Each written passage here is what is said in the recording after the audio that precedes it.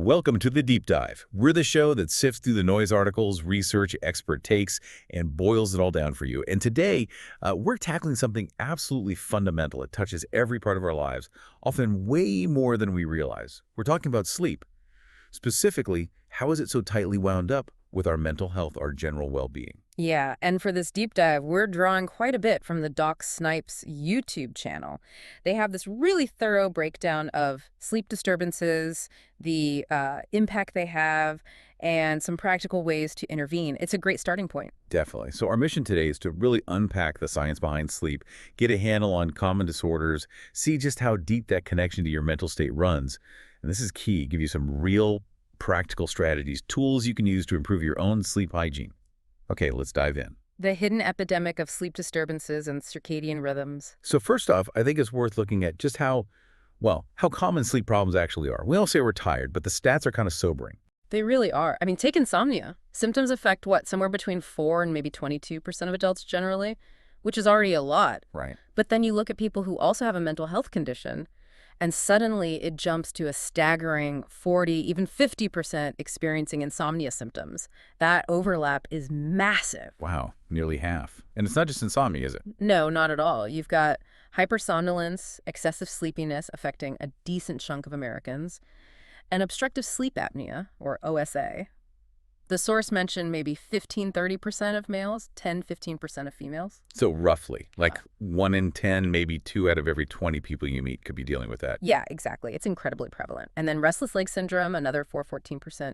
These aren't rare conditions. Lots of people are struggling. And the source brings up that classic chicken or egg problem, right? Yeah, Do sleep issues cause the mental health stuff, or is it the other way around? precisely. Mm. And the answer often is, well, it's both. They feed each other. Poor sleep can worsen anxiety or depression, and anxiety or depression can absolutely wreck your sleep. So you really have to tackle both. You can't just focus on one. You really can't, which brings us neatly to circadian rhythms. This is basically your body's internal clock. It runs on roughly a 24-hour cycle. Okay.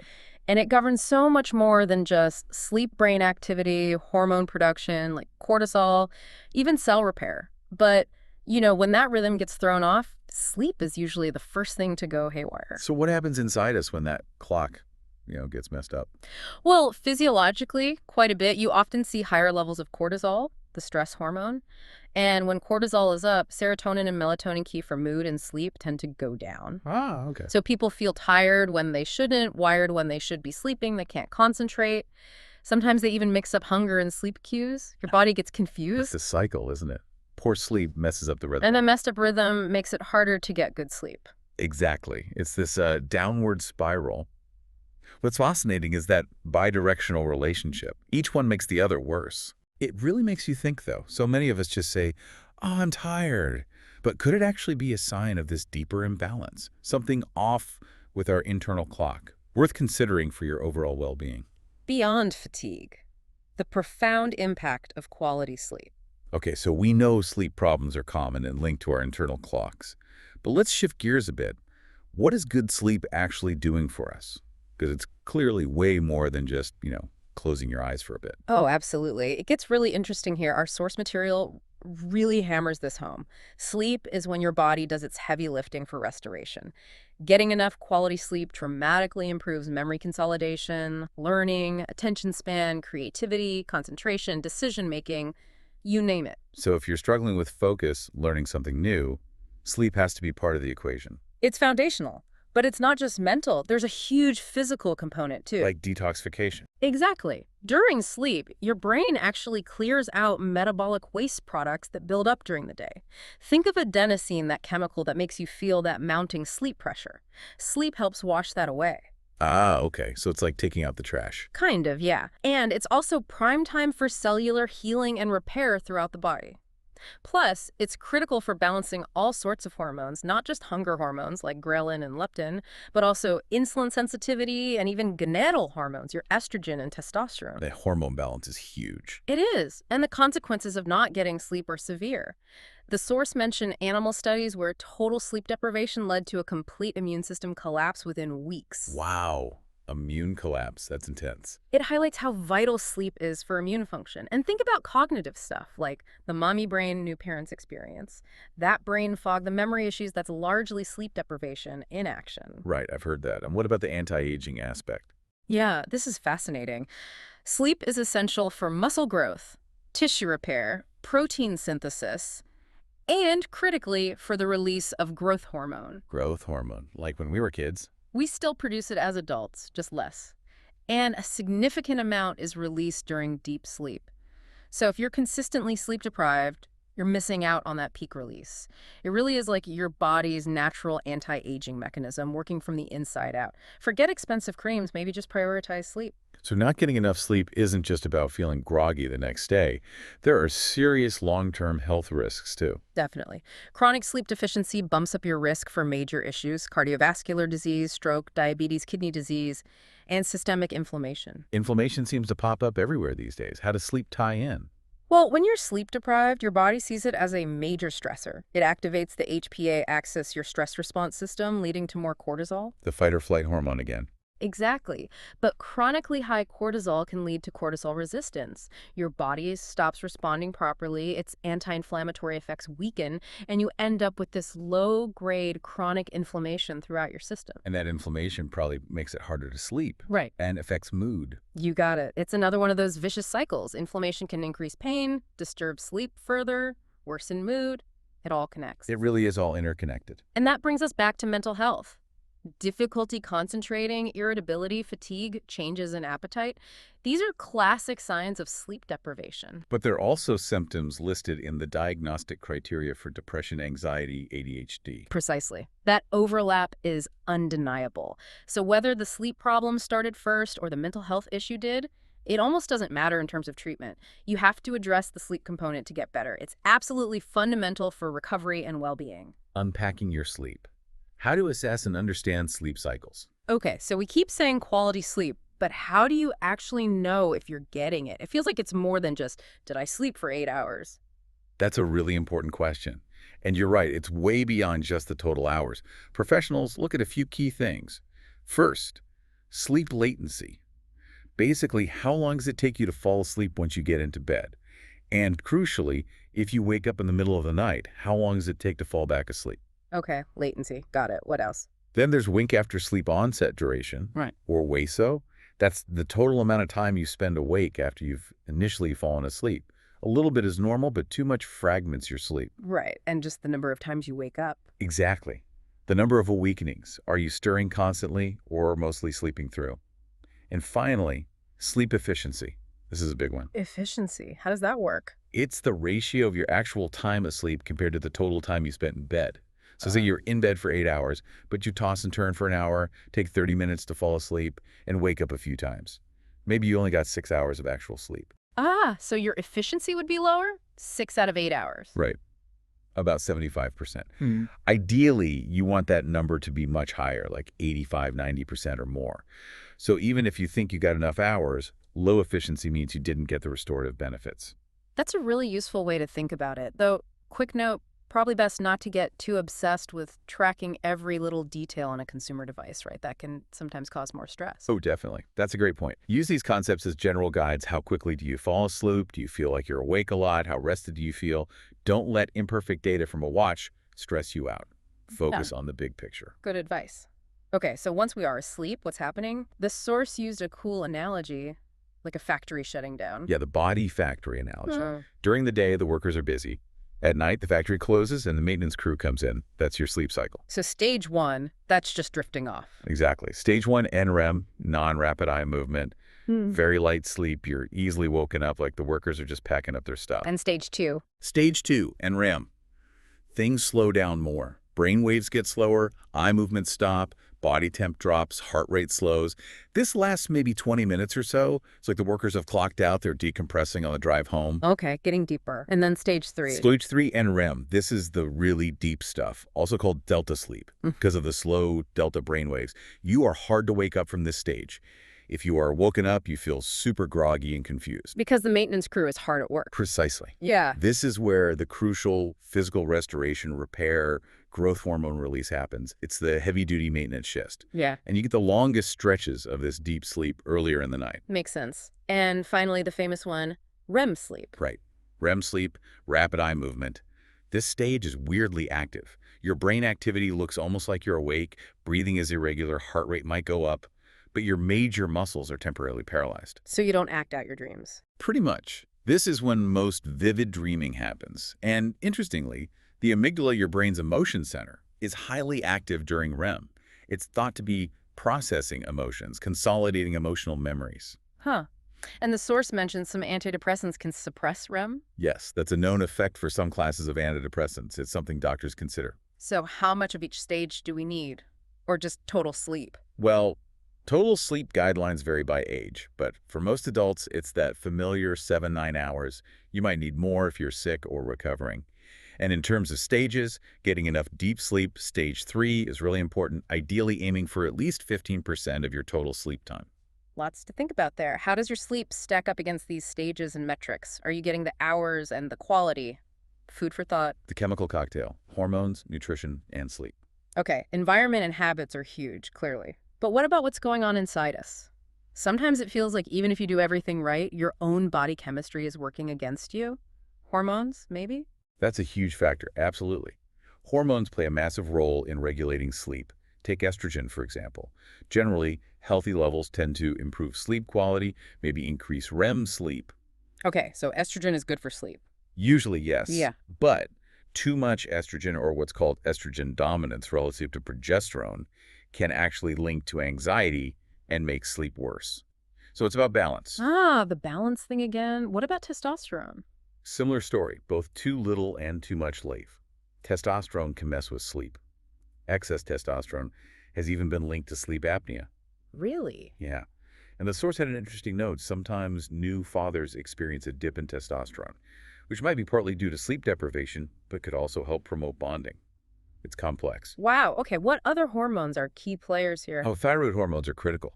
If your thyroid is overactive, hyperthyroidism, or underactive, hypothyroidism, it can directly cause insomnia or intense fatigue, respectively. And that's something sleep hygiene alone won't fix, right? Exactly. That needs medical assessment and treatment. Thyroid issues also often pop up alongside things like restless leg syndrome, which involves dopamine, and sleep apnea. It's all Oh, connected. and the big one, cortisol. Yes, cortisol. We talked about it as the stress hormone. High levels make you feel agitated, wired, unable to sleep. It can even trigger sugar cravings because your body's in that fight or flight mode looking for quick fuel. Makes sense. But interestingly, very low cortisol isn't good either. That can cause extreme fatigue, dizziness, mood instability.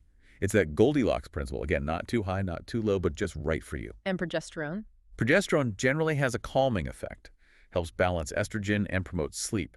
But again, if levels are off too low or fluctuating wildly, it can contribute to insomnia, irritability, anxiety. Balance is truly key across the board. So hormones are a massive internal factor. What about what we eat and drink, nutrition and substances? Huge impact there too.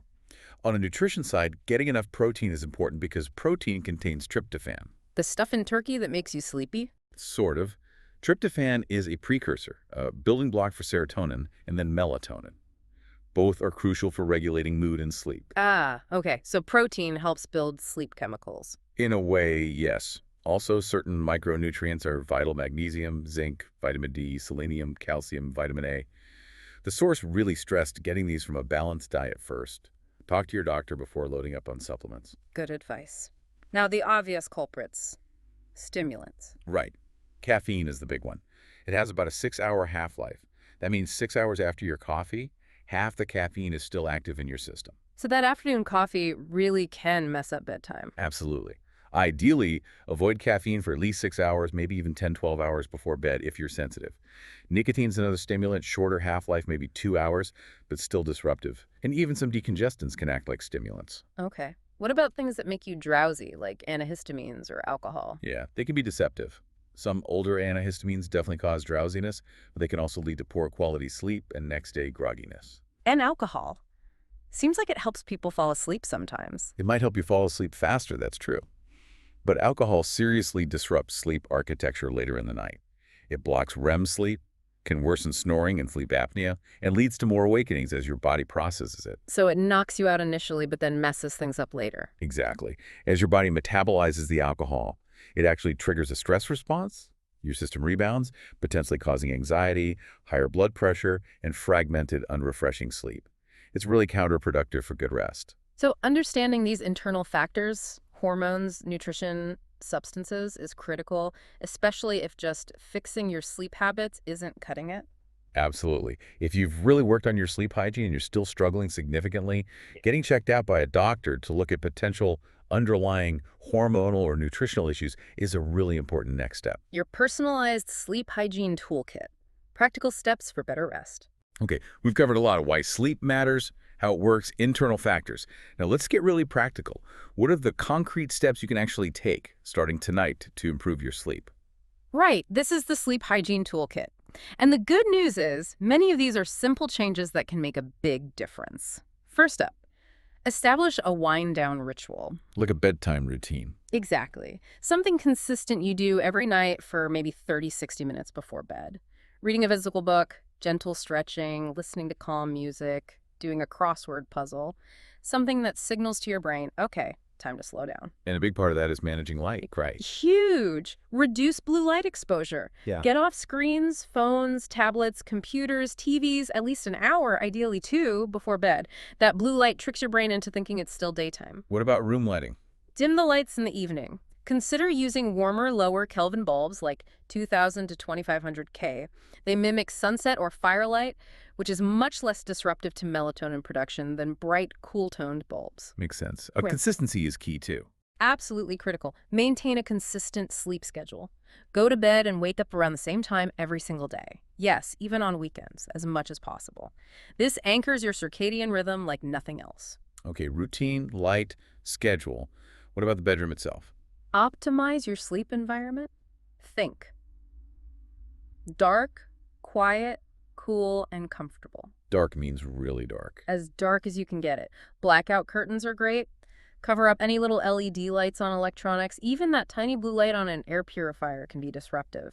Use a sleep mask if needed. Quiet. Minimize noise. Earplugs if you're comfortable with them, or maybe a white noise machine are apt to mask inconsistent sounds. And this can be sensitive, but address noisy bed partners. If snoring is an issue, especially if it sounds like sleep apnea, that needs attention for their health and your sleep. Good point. And cool temperature. Yeah. Most people sleep better in a cooler room. The exact temperature is personal preference, but generally somewhere in the mid-60s Fahrenheit is often recommended. Cooling pillows or mattress toppers can help too. And comfort. And keeping the bedroom just for sleep. Yes. Make sure your mattress and pillows are comfortable and supportive, and really try to reserve the bedroom for sleep and intimacy only. Avoid working in bed, avoid having stressful conversations there. Make it a sanctuary for rest. Okay, environment sorted. What about things like exercise, food, drink close to bedtime? Right. Manage intake and activity. Avoid intense exercise within about 2 hours of bed. A gentle walk or stretching is fine, but not a hard workout. Same for very hot baths. They raise your core body temperature, which can interfere with sleep onset. Lukewarm is better. And caffeine we covered. Avoid late in the day, fluids. Yeah, try to drink most of your fluids earlier in the day and taper off in the evening to minimize nighttime bathroom trips. Keep animals off the bed if they disturb you or trigger allergies. Makes sense. What about the mental side? Racing thoughts keeping you up. That's a big one. First, avoid upsetting content before bed. Scrolling through stressful news or social media, watching scary movies. Not helpful. Yeah. If you do have racing thoughts, keep a notepad and a pen with a dim, preferably red, light by your bed. Write down the worries or things you need to remember.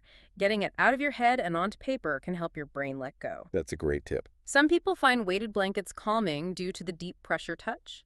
Limit daytime naps, keep them short, maybe 20, 45 minutes, and avoid them after 3 p.m. so they don't interfere with nighttime sleep. What about smells or pillow support? Sure, if you're sensitive to smells, gentle essential oils like lavender or chamomile might be relaxing patchouli. Even catnip can be calming for humans. And definitely ensure you have the right pillow for your sleep position to keep your neck aligned. And underlying issues. Crucially important, address underlying issues. If you have chronic pain, diagnose sleep apnea, allergies that make you congested, restless leg syndrome, or a history of head injury, these all need proper medical management. Sleep hygiene alone might not be enough. So it's really a holistic approach. It truly is. Things like gentle exercise earlier in the day help reduce cortisol and increase serotonin. Stress management techniques like mindfulness or cognitive strategies like thought stopping for rumination are also vital parts of the puzzle for improving sleep. It sounds like there's a lot people can do. While serious stuff needs a doctor, these hygiene tips could make a real difference for many. Absolutely. And it's so worth the effort.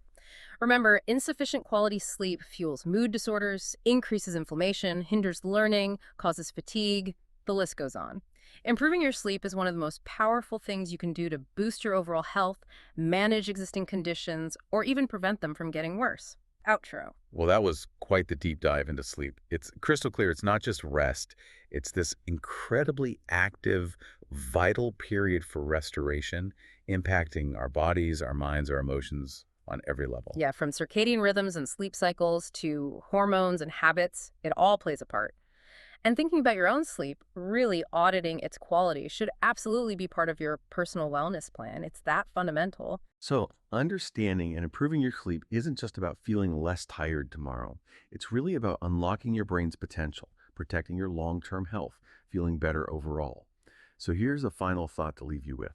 What's one small change, just one thing from everything we discussed, that you could try implementing tonight? How can you start to better honor your body's essential night shift? Thanks so much for joining us for this deep dive. We hope you'll join us again next time on the Deep Dive.